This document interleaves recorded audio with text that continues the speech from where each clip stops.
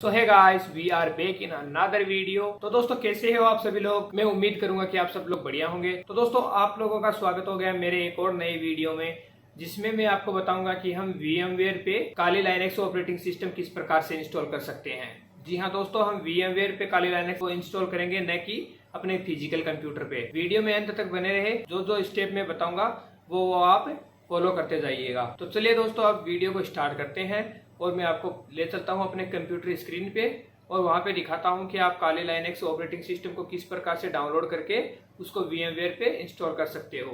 तो मैं विकास जांगिड़े और आप सभी देख रहे हो टेक विकास। सो गाइस, जैसा कि आप देख सकते हो ये हमारी कंप्यूटर की स्क्रीन है और अब मैं आपको बता देता हूँ कि हमें क्या क्या आइटम्स की आवश्यकता पड़ने वाली है। तो एक तो हमें VMware चाहिएगा, दूसरा हमें काली लाइनेक्स की एक ISO फाइल चाहिए। तो चलिए अब मैं आपको बता देता हूँ कि VMware को और काली लाइनेक्स को हम किस प्रकार से डाउनलोड कर सकते हैं। तो सबसे पहले आपको एक अपना मन पसंदीदा कोई भी एक वेब ब्राउजर ओपन कर लेना है। तो मैं गूगल क्रोम को ओपन कर लेता हूँ। यहाँ पे आने के बाद आपको सबसे पहले VMware को डाउनलोड करना है। तो यहाँ पे आपको सर्च करना है VMware Pro, डाउनलोड करके सर्च कर देना है। सबसे ऊपर वाली वेबसाइट को ओपन कर लेना है, ऑफिशियल वेबसाइट रहेगी। फिर आपको स्क्रॉल डाउन करके नीचे आ जाना है और ये VMware 17 Pro for Windows, इसको आपको डाउनलोड कर लेना है यहाँ से क्लिक करके। जैसे ही आप यहाँ पे क्लिक करोगे आपकी जो डाउनलोडिंग है वो स्टार्ट हो जाएगी। तो मैं जो है इसको डाउनलोड नहीं करूँगा क्योंकि मेरे पास पहले से डाउनलोड किया हुआ है। फिर हमें सेकंड डाउनलोड करना है, वो रहेगा हमारा काली लाइनेक्स ऑपरेटिंग सिस्टम की ISO फाइल। तो यहाँ पे हमें सर्च करना है काली लाइनेक्स, फिर इंटर कर देना है। अभी हमारे पास जो फर्स्ट वाली वेबसाइट आएगी kali.org करके, उसको ओपन कर लेना है। यहाँ पे आपको कुछ इस प्रकार से इंटरफेस देखने को मिलेगा। तो यहाँ पे आपको डाउनलोड पर क्लिक कर देना है। यहाँ पे इंस्टॉलर इमेज का एक ऑप्शन मिलेगा, तो यहाँ पे आपको इसको क्लिक करके ओपन कर लेना है। फिर यहाँ पे आपके वर्जन शो होंगे कि 64 वर्जन में डाउनलोड करना चाहते हो या 32 बिट में। तो मैं 64 में डाउनलोड करना है मुझे, तो मैं 64 पे क्लिक करता हूँ और ये इंस्टॉलर है, इसको डाउनलोड लगा देता हूँ। तो ये भी मेरा डाउनलोड होना स्टार्ट हो चुका है, आप देख सकते हो। ये कुछ 3.7 GB की फ़ाइल है। तो ये भी मेरा डाउनलोड किया हुआ है, आप देख सकते हो, ये रहा। तो मैं इसे भी डाउनलोड नहीं करूँगा और इसको कैंसिल कर दूँगा। तो अभी हमें सबसे पहले VMware को रन करके इसको इंस्टॉल कर लेना है। तो मेरा जो है वो इंस्टॉलेशन किया हुआ है। वैसे VMware को डाउनलोड करके इंस्टॉल करने का एक सेपरेट वीडियो है, वो मैंने बना दिया है। तो उसका लिंक आपको ऊपर आई बटन में भी मिल जाएगा, आप वहाँ से उसे देख लेना, या फिर आप नीचे डिस्क्रिप्शन में भी जाके चेक कर लेना कि हम VMware को किस प्रकार से डाउनलोड करके इंस्टॉल करके यूज़ ले सकते हैं। उसमें पूरी जानकारी दी रहेगी। तो जैसे ही ये इंस्टॉल हो जाता है तो हमें इसको ओपन कर लेना है। ओपन करोगे तो आपको कुछ इस प्रकार से इंटरफेस देखने को मिलेगा। तो आपको यहाँ पे क्रिएट ए मशीन पे क्लिक कर देना है। आपको इसको टिपिकल रहने देना है और फिर नेक्स्ट कर देना है। यहाँ पे आपके पास 3 ऑप्शन शो होंगे, जिसमें एक तो रहेगा इंस्टॉलर डिस्क का, एक रहेगा इंस्टॉलर डिस्क इमेज फाइल का और एक रहेगा I will install the operating system later का। तो मैं I will install the operating system later पर क्लिक कर दूंगा। अगर आप फर्स्ट पे सेलेक्ट करोगे तो आपको एक पेन ड्राइव को बूटेबल बनाना होगा और उसे फिर इसमें अटैच करना होगा। और सेकंड में आपको अपनी ISO फाइल को सिलेक्ट करना होगा अभी, और फिर ये इंस्टॉलेशन स्टार्टिंग से ही चालू कर देगा।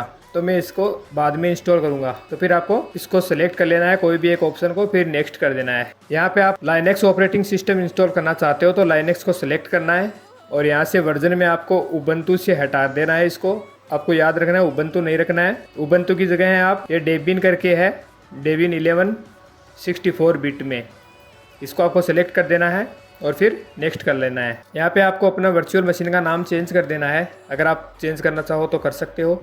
जैसे मैं इसको काली कर देता हूँ क्योंकि मैं काली लाइनेक्स ऑपरेटिंग इंस्टॉल कर रहा हूँ, इसलिए काली कर देता हूँ। और नीचे लोकेशन शो हो रही होगी आपको, तो लोकेशन में आपको ब्राउज कर लेनी है। तो लोकेशन जो हमारी रहेगी वो हमेशा C ड्राइव में ये बाय डिफ़ॉल्ट इंस्टॉल करेगा। तो आप इसको चाहो तो आप इसको चेंज कर सकते हो और कोई ज़रूरी नहीं है कि आप इसको चेंज ही करो। मैं इसको चेंज करूँगा क्योंकि मेरी जो C ड्राइव है वो फुल है, मतलब ऑलमोस्ट कंप्लीट हो चुकी है, भरी हुई है। तो मैं इसको ये F ड्राइव है उसमें इंस्टॉल करूँगा, जिससे कि मेरा जो भी काली लाइनेक्स की फाइल रहेगी वो एक अलग ही डिस्क में पड़ी रहेगी। तो आपका अगर जिस भी हार्ड डिस्क में स्पेस हो कम से कम 20 से 25 GB का, उस हार्ड डिस्क से आप इसको स्पेस दे देना। तो मैं इसको ब्राउज कर लेता हूँ। ब्राउज पे आने के बाद मैं इसको वॉल्यूम ऐप में एक न्यू फोल्डर बना दूंगा काली के नाम से, और फिर इसको ओके कर दूंगा। तो यहाँ पे आप देख सकते हो ऐप के अंदर काली में जो मेरा है वो इंस्टॉल होगी।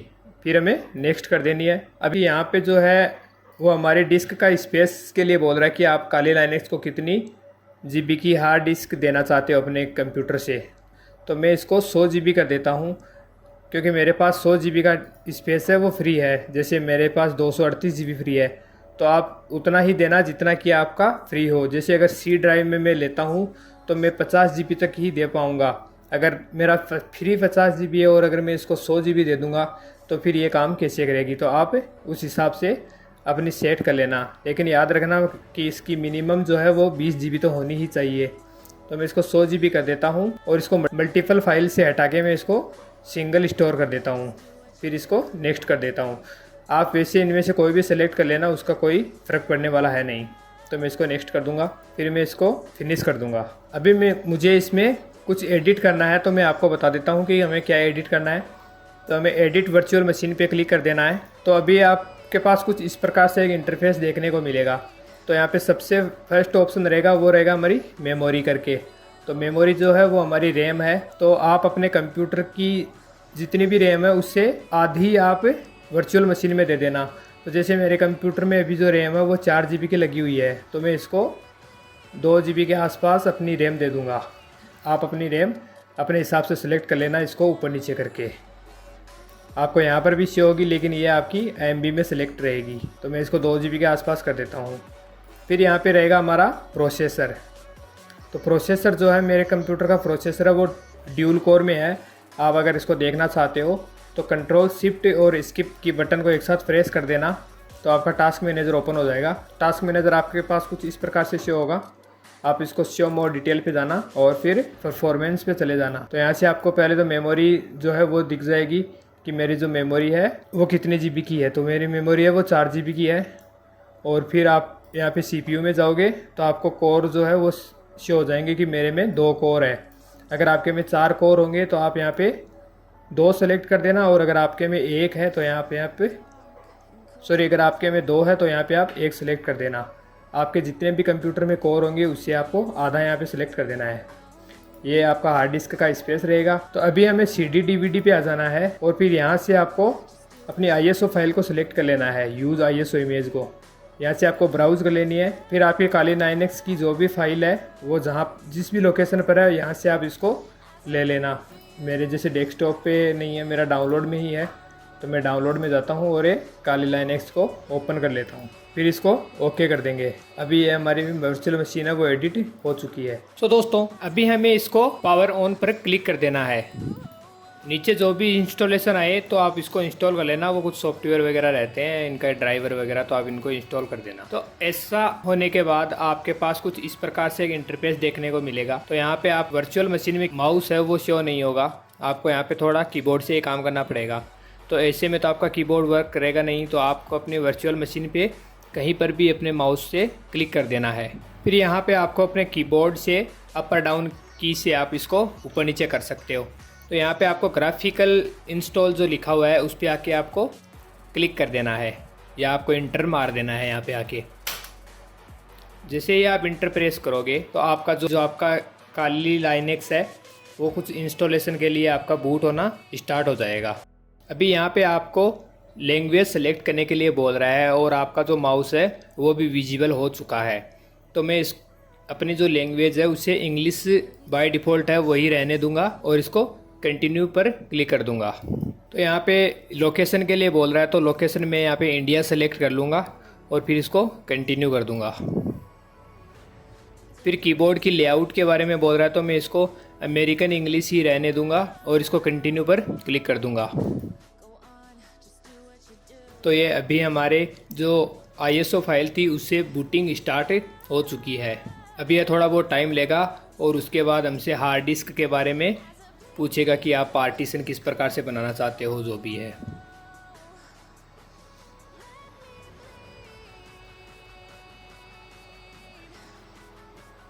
तो यहाँ पे जो हमारे कॉन्फ़िगरेशन द नेटवर्क लिखा हुआ है ऊपर, यहाँ से हमें होस्ट नेम के लिए बोल रहा है। यहाँ पे जो होस्ट नेम है वो इन्होंने बाय डिफ़ॉल्ट काली दिया है, तो मैं एक काली ही रहने दूंगा और कंटिन्यू पर क्लिक कर दूंगा। यहाँ पे आपसे डोमेन के लिए बोलेगा, आप अपना नेटवर्क का जो भी डोमेन है वो डाल सकते हो। तो मैं अभी के लिए यहाँ पे abc टाइप करके abc.com करके छोड़ दूंगा और कंटिन्यू पर क्लिक कर दूंगा। तो अभी यह हमसे यूज़र का नेम और पासवर्ड पूछ रहा है, तो मैं यहाँ पे यूज़र का नेम डाल देता हूँ डेस्कटॉप करके। आप जो भी नाम डालो वो सही से देख लेना, क्योंकि आप जैसे ही काले लाइनेक्स पर लॉगिन करोगे तो आपसे सबसे पहले डेस्कटॉप या आपका जो भी यूज़र नेम है वो और उसका पासवर्ड पूछेगा। तो आपको पासवर्ड और यूज़र नेम डालने के साथ आपको कैपिटल और स्मॉल का भी ध्यान रख के चलना है। तो मैं यूज़र नेम डालने के बाद यहाँ पे इसको कंटिन्यू पर क्लिक कर दूंगा। तो यहाँ से हमें इसे वेरीफाई कर देना है और फिर से कंटिन्यू पर क्लिक कर दूंगा। फिर यह हमसे पासवर्ड के लिए बोलेगा, तो मैं फ़िलहाल के लिए इसका पासवर्ड है वो इजी सा रख देता हूँ। आप अपने हिसाब से इसका पासवर्ड रख देना, और जो भी पासवर्ड आप रखो, जो भी यूज़र नेम आप रखो, वो दोनों याद रखना। अगर यूज़र नेम और पासवर्ड नहीं होगा तो आप काले लाइनेक्स में एंटर नहीं कर पाओगे, उसका लॉगिन पेज आपके सामने नहीं खुल पाएगा। तो इतना करने के बाद आपको कंटिन्यू पर क्लिक कर देना है।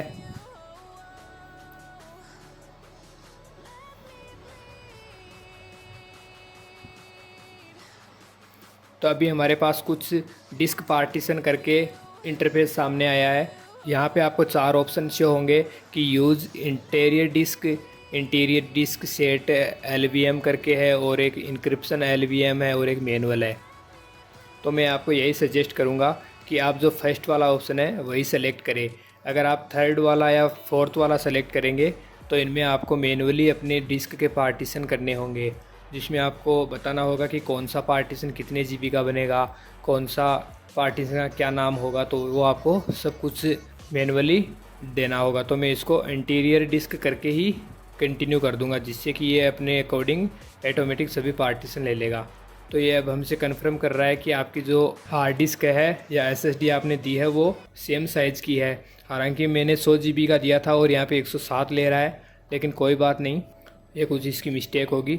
तो मैं इसको भी कंटिन्यू कर दूंगा कि मेरी यही SSD है, इससे कोई प्रॉब्लम नहीं होगी, टेंशन ना लो, आप कंटिन्यू कर देना। तो यहाँ पे ये बोल रहा है कि यहाँ पे सभी फाइलें हैं वो एक ही पार्टीशन में रहने देनी है या इनको सबको अलग अलग करना है। तो मैं इसको ऊपर वाले को सिलेक्ट करता हूँ और कंटिन्यू कर दूँगा। यहाँ पे आप देख सकते हो कि हमारे जो हार्ड डिस्क है उसके 2 पार्टीशन इसने बना दिए हैं। एक प्राइमरी है जो 106 GB का है, जिसको स्लेश नाम दिया हुआ है, और एक लॉजिकल है जो 1 GB का है, जिसको स्वेप पार्टीशन के नाम से इन्होंने अंकित किया है। तो जो इनको रिक्वायरमेंट रिकमेंडेड था वो इन्होंने ले लिया है, और मैं अब इसको फिनिश पार्टीशनिंग पर क्लिक करता हूँ, फिर कंटिन्यू कर दूँगा। यहाँ पे आपको यस सेलेक्ट करना है और कंटिन्यू कर देना है। ये हमसे परमिशन ले रहा है कि आप इसकी रीड और राइट की परमिशन है या नहीं है, तो मैं इसको यस पे क्लिक करके कंटिन्यू कर दिया है। तो हो सकता है इस प्रोसेस में थोड़ा टाइम लग जाए, तो मैं इस वीडियो को थोड़ा फास्ट फॉरवर्ड कर देता हूँ।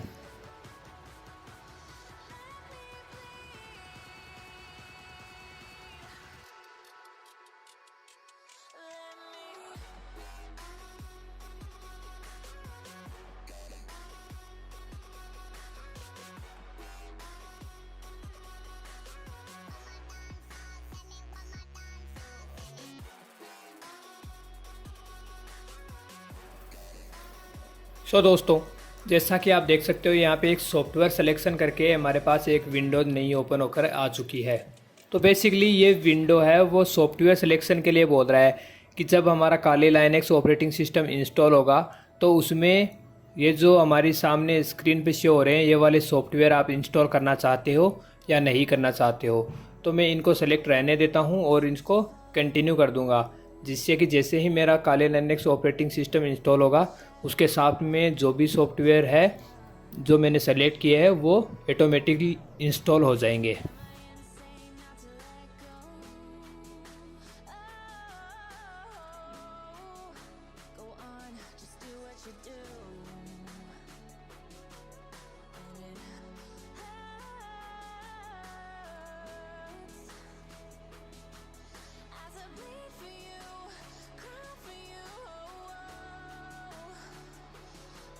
सो दोस्तों इंस्टॉलेशन कंप्लीट होने के बाद अभी हमारे पास ये ग्रब बूट लोडर करके एक ऑप्शन आया है। तो आपको इसको इंस्टॉल करना है, तो आप इसको यस पे सेलेक्ट रहने देना और इसको कंटिन्यू कर देना। यहाँ पे आने के बाद आपको इसको /dev/sda इसको सेलेक्ट करके कंटिन्यू पर क्लिक कर देना। तो ये फिर से इंस्टॉलेशन स्टार्ट हो जाएगी हमारी।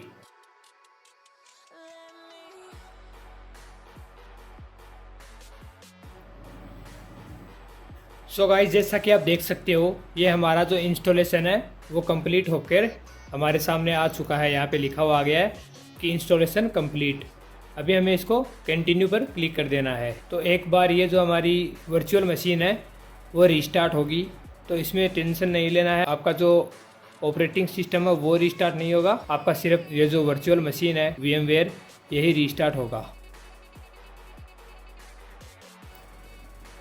तो जैसा कि आप देख सकते हो यहाँ से हमें इसका यूज़र नेम देना है अभी। तो जो हमने यूज़र नेम डाला था इसमें वो यहाँ पे हमें टाइप कर देना है।